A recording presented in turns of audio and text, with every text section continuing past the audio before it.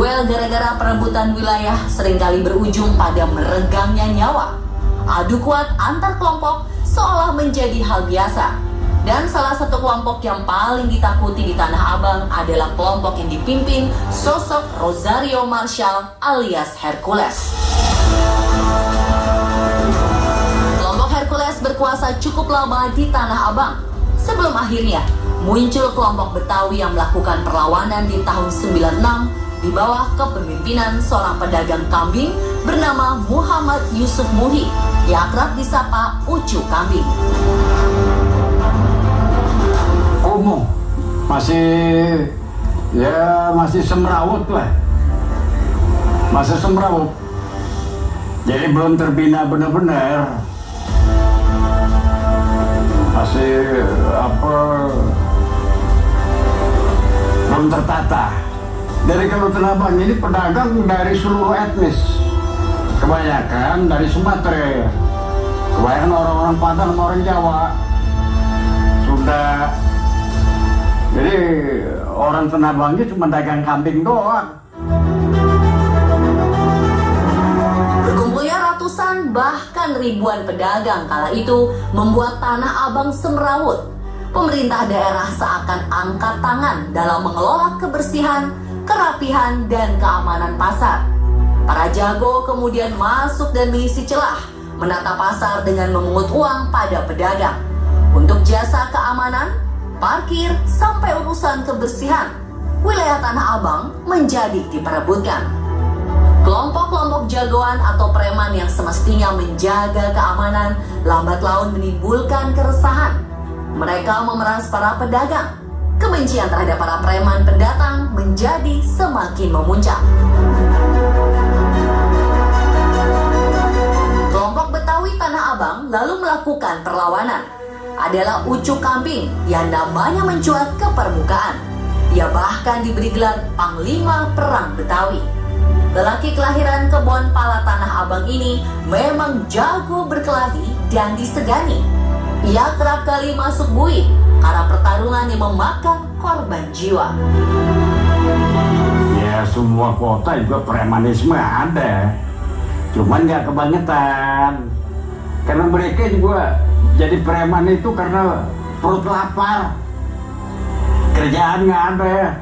Tapi kita bina juga, semua kita bina. Kita masukin security, semua kita bina. Kita nggak musuhin siapapun, kita nggak musuhin, kita bina.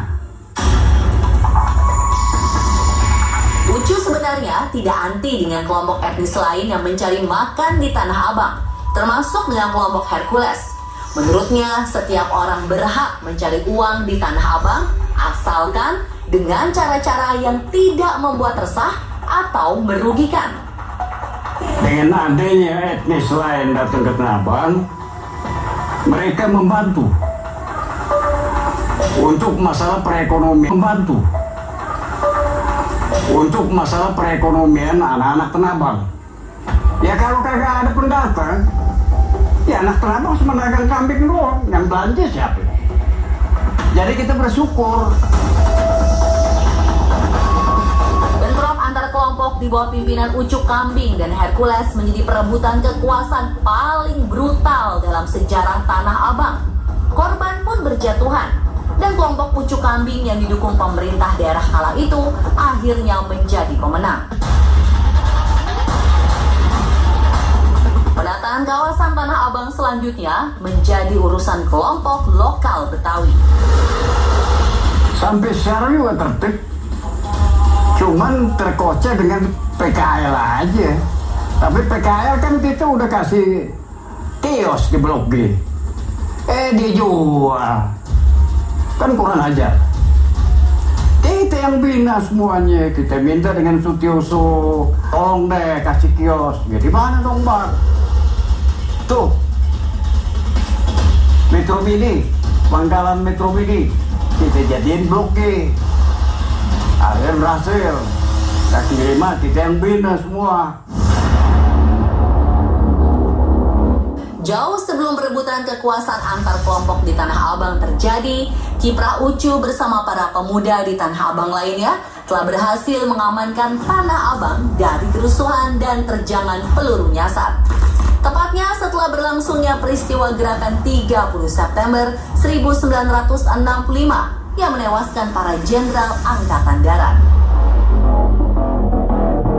Nah di situ di kota tuh, wah deh, mahalan burung waktu itu menyawa orang. Saya ikut mimpin. Lalu waktu itu pemimpin kita namanya Mat Pestol. Itu waktu itu kita gempur sampai ke Jawa. Saya yang berantas. PKI Tanah Abang saya yang meribas habis. Tak hanya peristiwa gerakan 30 September tahun 1998 menjadi salah satu sejarah terkelam bangsa yang mengakibatkan kerusuhan dan penjarahan di mana-mana. Peristiwa Mei 98 bermula dari krisis keuangan yang melanda Asia dan berlanjut pada aksi unjuk rasa mahasiswa Indonesia yang berujung pada tuntutan mundurnya Presiden Soeharto. Kerusuhan lalu terjadi di mana-mana. Uniknya, pasar Tanah Abang seolah tak tersentuh. Tak ada kerusuhan dan penjarahan di Tanah Abang. Di mana-mana terjadi. Cuman alhamdulillah cuma di Tanah Abang doang enggak. Dan kita jaga bentengan sama anak-anak. Tapi nggak dapat apa-apaan.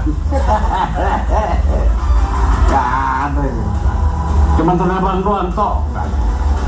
Berkat kebersamaan sama anak-anak. Anak-anak juga bukan anak Tanah Abang toh aja. Semua etnis kumpul di Tanah Abang. Jadi bukan semua etnis kumpul di Tanah Abang. Jadi bukan tok Betawi ya, semua etnis. Setelah kelompok Hercules tersingkir dari Tanah Abang, Ucu Kambing lalu mendirikan organisasi Ikatan Keluarga Betawi Tanah Abang atau IKBT, yang kemudian dipercaya untuk mengelola jasa keamanan di Tanah Abang. Melalui IKTB, Ucu mempekerjakan anak-anak buahnya menjaga keamanan dari Tanah Abang sampai wilayah kota Jakarta Barat. Ia dan kelompoknya bahkan pernah menghadang kedatangan pasukan berani mati pimpinan Gus Nuril yang akan datang ke Jakarta menjelang pelengsaran Presiden Abdurrahman Wahid di tahun 2001. Untungnya, bentrok tidak sempat terjadi. Tahun-tahun selanjutnya, di masa Ucu Kambing tak ada lagi namanya premanisme di Tanah Abang. Nah, saya jamin nggak ada preman. Karena sedikit dengar dia preman, saya panggil. Saya bina, bukan saya musuhin. Itu. Kenapa lu bisa begini? Kenapa lu begini? Lapar pak, ngewas kerjaan. Kalau kerjaan lu masih jadi preman, gua matiin lu.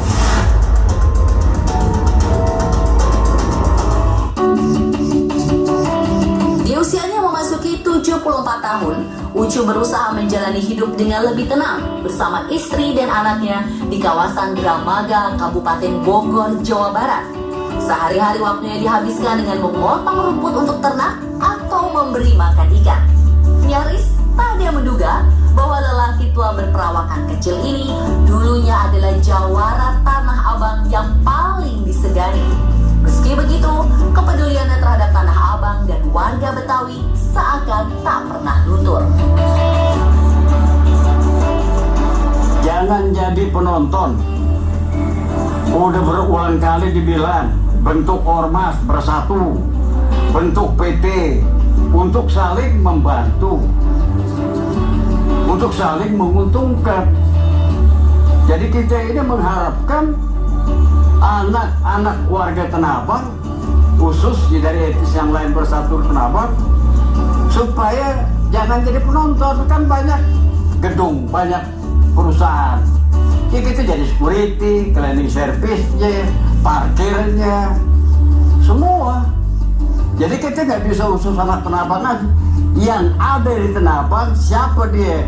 Ambonnya, Papuanya, Sumateranya, Makassar, semua kita satuin.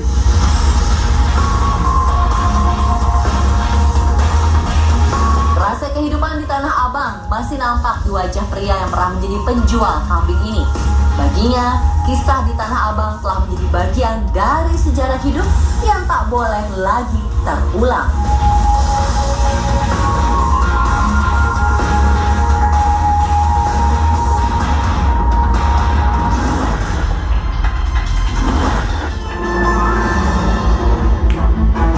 Adalah urban legend, kisah-kisah